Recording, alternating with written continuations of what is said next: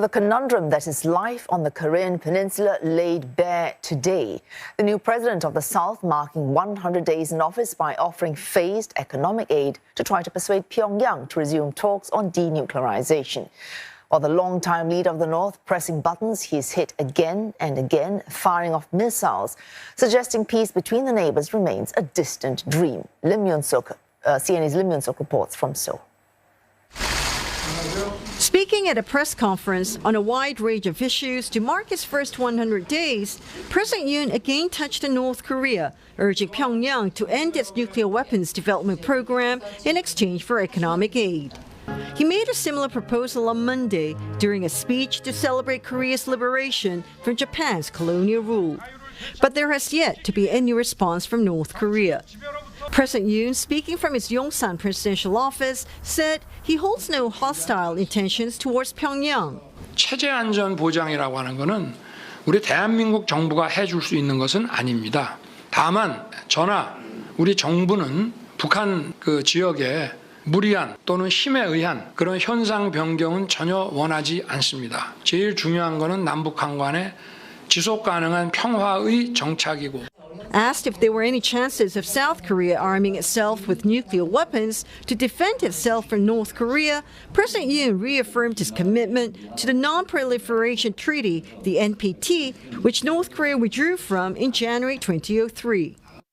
북핵의 그 위협이 고도화되고 기존에 있는 정도의 확장 억제로 되지 않는다고 한다면은 이 확장 억제가 아마 그 형태가 조금 변화될 수는 있겠습니다만은 NPT 체제에 대해서는 끝까지 포기하지 않고 지켜낼 생각입니다.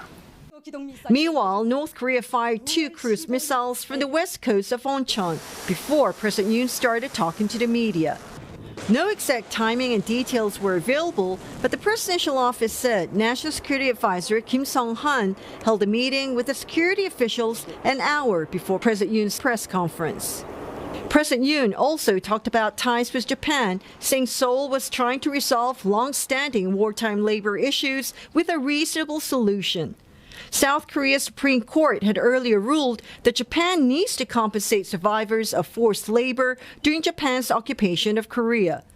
But Japan says all payments have been made in 1965 when the two sides established ties. The Supreme Court is expected to soon decide whether it would seize assets of the two companies, Nippon Steel and Mitsubishi Heavy Industries, to compensate the forced workers. If that happens, it could complicate President Yoon's efforts to improve ties with Tokyo. Lim Yoon-suk, CNA, Seoul. An analyst we spoke with earlier highlighted Mr. Yoon's softening tone towards North Korea. Certainly, there will be some differences or impacts that will be made because during the election campaigning, he portrayed himself to be a very tough person that will come down hard on his North Korean policy. But the latest sort of speech indicates that there is some form of olive branch that is offered to North Korea as long as they give up the nuclear programs and go through denuclearization. He promised, quote and unquote, in his own words, audacious economic packages if this happens. And these packages will include foreign direct investments, infrastructure building, and other sort of economic goodies should the North Korean decide to give up the program. So I think this opens the opportunity for a more positive atmospherics for the two Koreas to sort of have a more dialogue. And creating a positive atmosphere is very important, especially in Northeast Asian culture, which is a high context culture. It's based a lot on the symbolisms.